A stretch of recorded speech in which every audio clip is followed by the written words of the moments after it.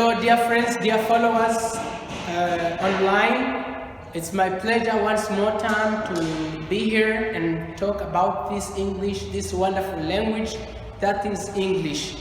So ndabahaye mwaramutse mwiriwe aho muherereye, niteka nangere n'umunezero udasanzwe kuri jewe kukongera kuba ngaha kugira ibijyanye n'Icyongereza, ntange ivyigwa muri rw'Icyongereza. Nkuko musanzwe mubizi, nongere ndabibutse ko mukora hahandi kuri subscribe button there and activate your notification so that you won't miss any of our lessons. Mukore haje hantu kuri subscribe, kuri sabone, mukore no kuri notification kwa kajya gakengeri kugira ngo ntimuze mucikwe n'icigwa icari cyo cyose, kugira byose muzoze mubikurikirana. Hanyuma twinjire mu cigwa nyezina cy'uno munsi.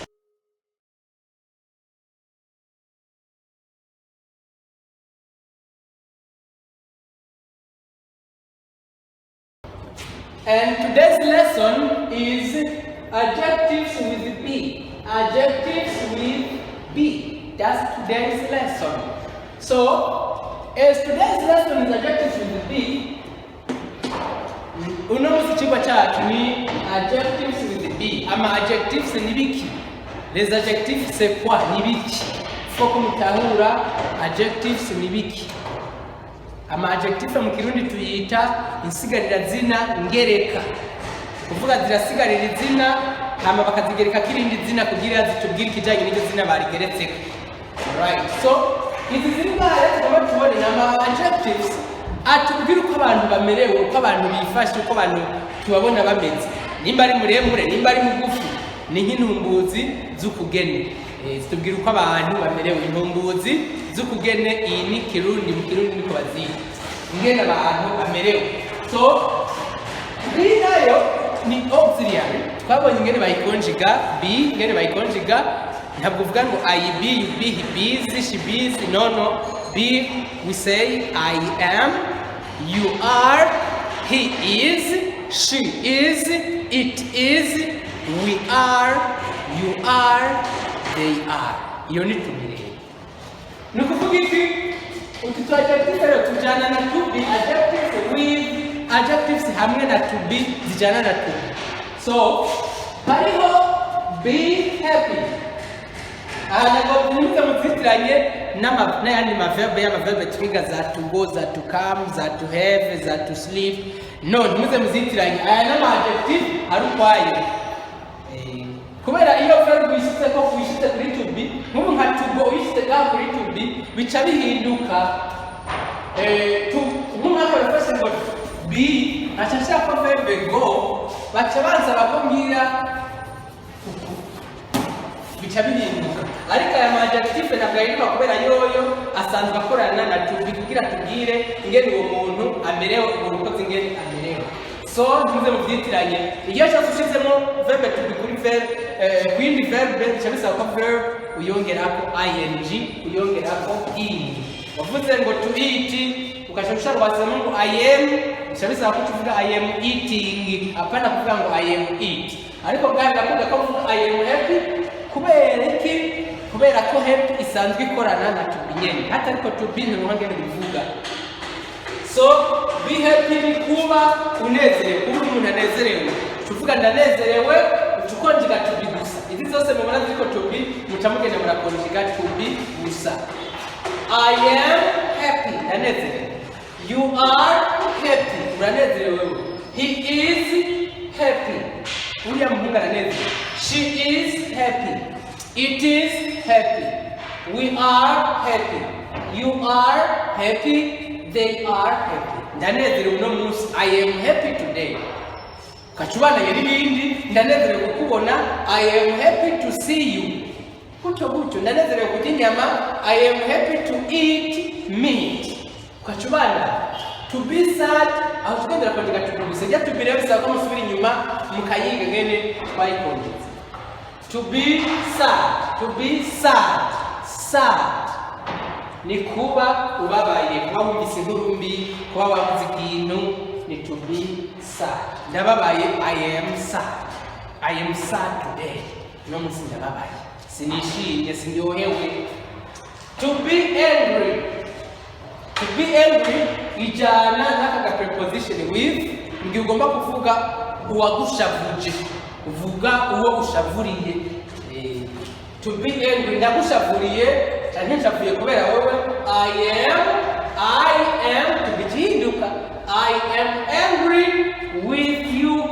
I am angry with you. Okay, niko kuchungi. You are angry with me. Kurashavuriye.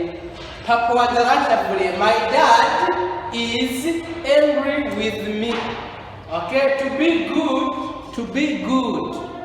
To be good ni kuba neza. Jemeze neza ndi neza. I am good. Cyane tumwigisha mwiza. I am a good teacher. I am a good teacher. Namwe muraba followers beza. You are good followers. Kabonye bashize mu bwishi ntigaruka. Tumvase no ngo you are a good followers. Oya, you are good followers. Be bad. Be bad ni kuba nabi kuvuga muri kalite, ise kalite mbi kitameze neza kiba kiri bad. Alright? Icyongereza cyawe ni kibi. Your English is, kubera your English ni it, ni chocho. Your English is bad. Ariko ikiwanje, my English is good. Sawa? Hanike bisaba kuvuga ngo icyongereza cyiza. Ivuga icyongereza cyiza. Ugomba kuvuga ukarifye amazina bigereke k'amazina ngaha. Bica bisaba kwera kuri adjective. Hanyuma ukongerako izina. Ugomba kuvuga ngo umwigisha mwiza cyo kuvuga a good teacher. A good teacher. Inzu nziza, a good house. Icyongereza kiri a bad English. Okay? So, fine. To be fine ni kuba ukomeye, kuba utagwaye. Jewe ndakomeye. I am fine. Nakuvuga umuntu akwaje ngo how are you?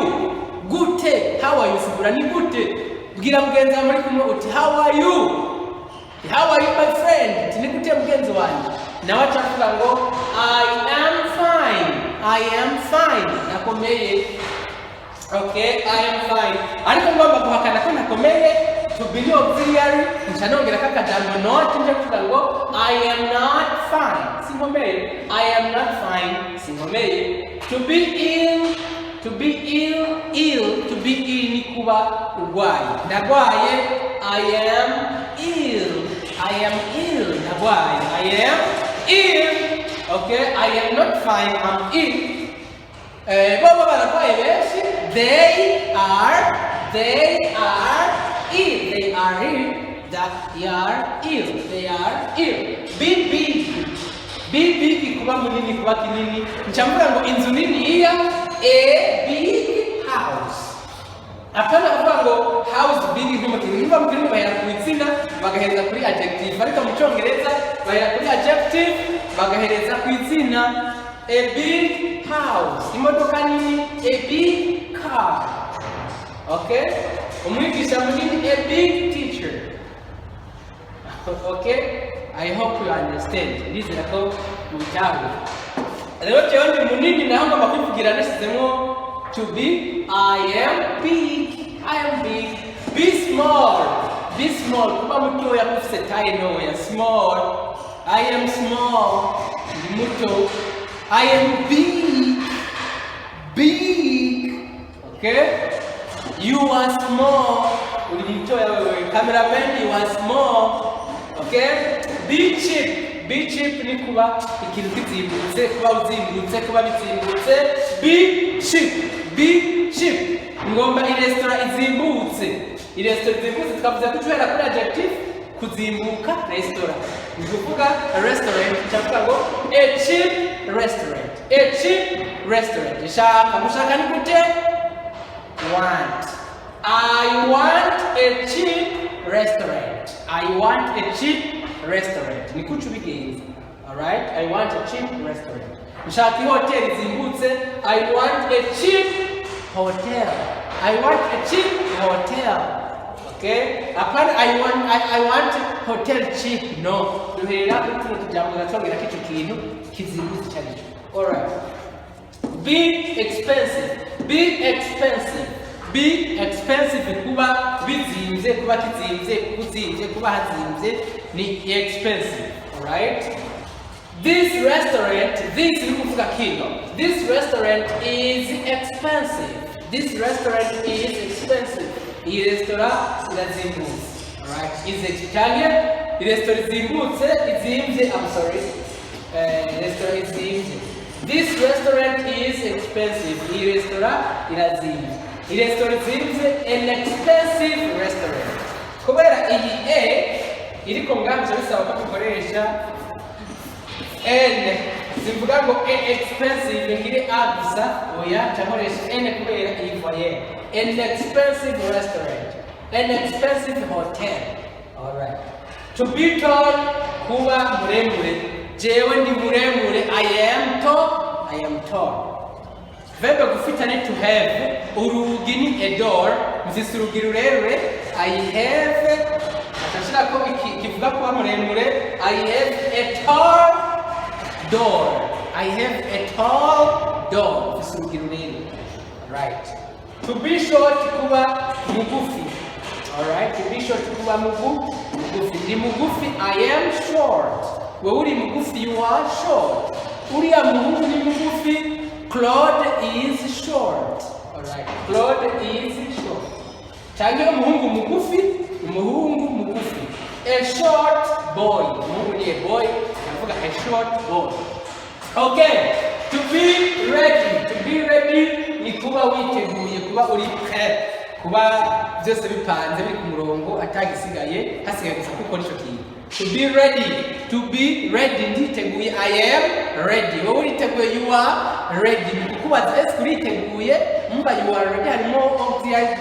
Chavuga are you ready? Yes, uriteguye. Are you ready?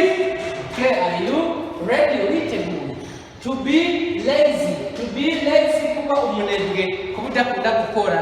To be lazy. Abana banje n'abanebwe. Abana ni children. Ibintu by'iwanje byose shirako my children are they bo my children is my children are lazy. Abana banje n'abanebwe. To be hungry ni gusonza. Ndashonje. I am hungry. You are hungry. He is hungry. Okay, Papa arashonje. My father is hungry. So turashonje. We are hungry. To be full up, kuba uhaze guhaga. Ndi umuntu ahaze. I am full up. You are full up. Ntuhaze. You are not. Ushaka cannot. You are not full up. To be heavy, kuba uremereye. Kuba ufise ibiro vyinshi. Kuba that is to be heavy. Right? Okay, to be heavy. Iyi modoka iraremereye. This car is heavy. Cyangwa mfise imodoka iremereye. I have a heavy car. Ndibaza ko ndabika. Dusome ibindi bishamugenda murabigira aho turagira. To be light ni kuba utaremereye, kuba tutaremereye, kuba twahutse. Jewe ndarekwahutse. I am light. Right. To be rich, kuba utunze, ufise ubutunzi. To be rich. Twebwe turatunze turi benshi. We are. Apana uzavuga ngo we are B. Oya iyi B niyo iyo are mvati ko turavuga. Niyo iyi I am mvati vuga. Niyo iyo is mvati vuga. Rero tutamutse kuyikonjiga.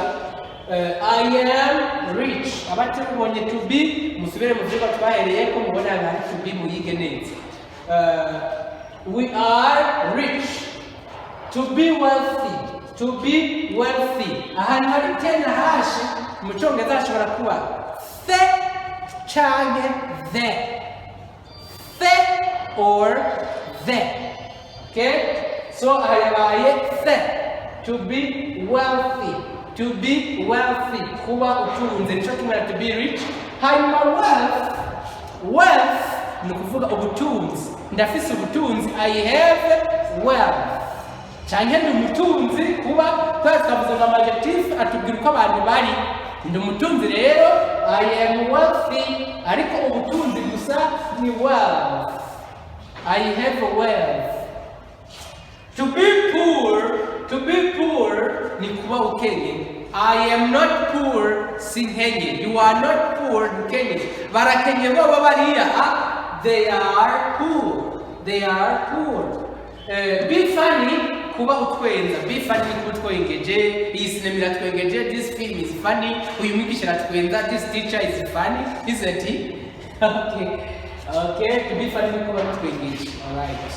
Inkuru twengeje. Inkuru ni a story. Inkuru twengeje. Nutuvuga rero ngo story funny. Aho kuvuga a funny story. A funny story.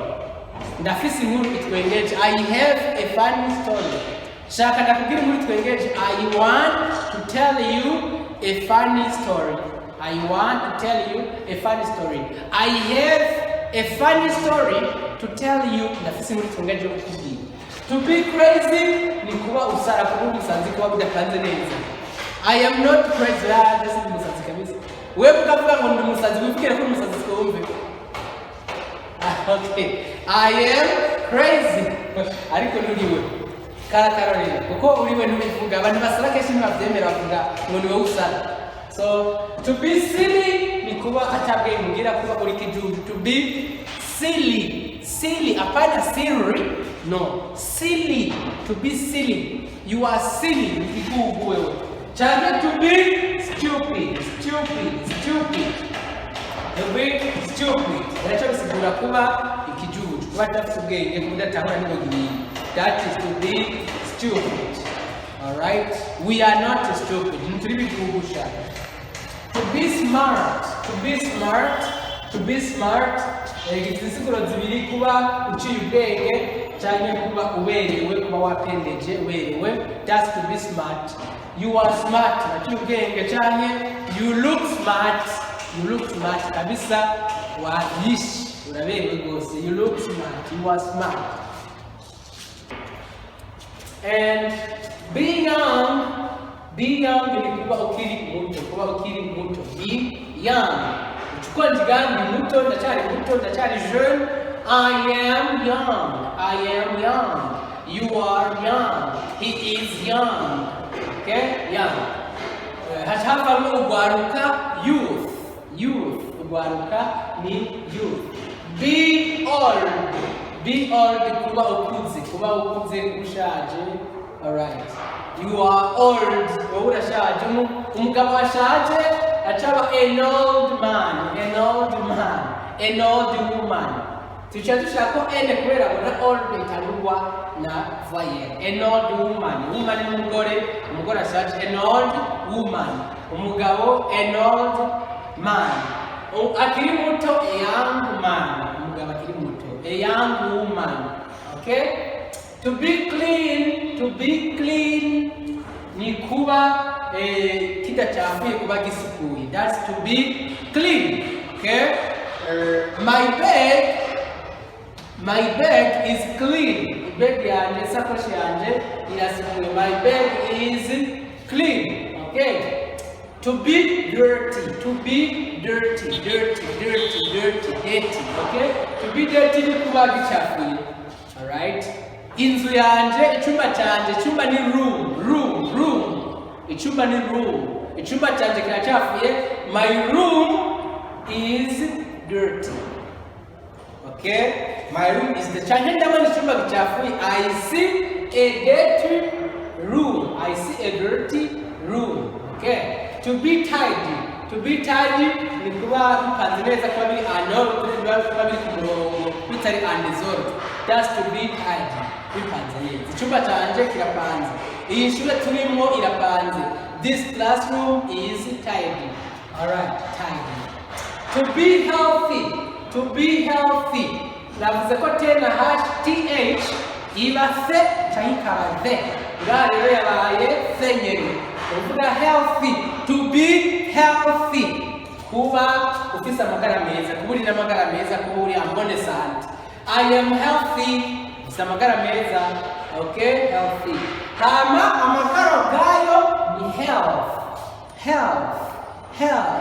Ugoba kuvuga ngo centre do sante tuvuga health center. Okay? Health center. Ngiye kuri health center, I go to health center. Okay, center, center.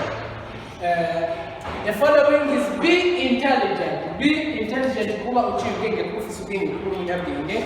I am intelligent. Abana banje baciye ubwenge. My children are intelligent. My children are intelligent. Ko kubera ni they bo, they are intelligent. Okay, to be strong ni kuba ufise nguvu kuburi umunyengomezi. That's to be strong. Ndafise nguvu, I am strong. I am strong. When I'm kugira you are not strong. Nikocha makara. Kubera to be is an auxiliary. To be weak kuba uri magara make kuba cyangwa mezifise. To be weak. Okay, to be weak kuba atangomezi ufise, you are weak. To be yummy kuba biryoshe. Uyu mukate uraryoshe. This bread is yummy. Okay, is yummy. Indian food, this food is yummy. This meal is yummy. Meal ni ibyo kurya bamaze guteka, hopa. This meal is yummy. Ugomba kubwira umuntu bon appetit ni enjoy your meal. Enjoy your meal. Gira kayaba bon appetit. Enjoy your meal. Enjoy your meal. Okay. Be delicious. Be delicious. Naturally, it's kuba biryoshe. It is delicious. Biraryoshe. It is delicious. Okay. Be boring. Be boring ni kuba ucitse ingoga. Ntagira kurakora ikintu kumva kabisa wakwe. Cyane muri kuna umva kino cyongeze kumvura nembwe. Ni kuvuga you are boring. Okay, you are boring. Ni mumbure teacher ni watera ubunebwe ko igisha nabi. Teacher ataba boring, gitera ubunebwe. Teacher is boring, boring. Now chuba boring, boring. Okay. Be interested in. Be interested in. Interested in. Kuba ukunda ikintu cyangwa umuntu kuba witaho akujyohera kikujyohera. That's to be interested in. So kuba jana kundi cyongereza shakuvuga I love English, I like English.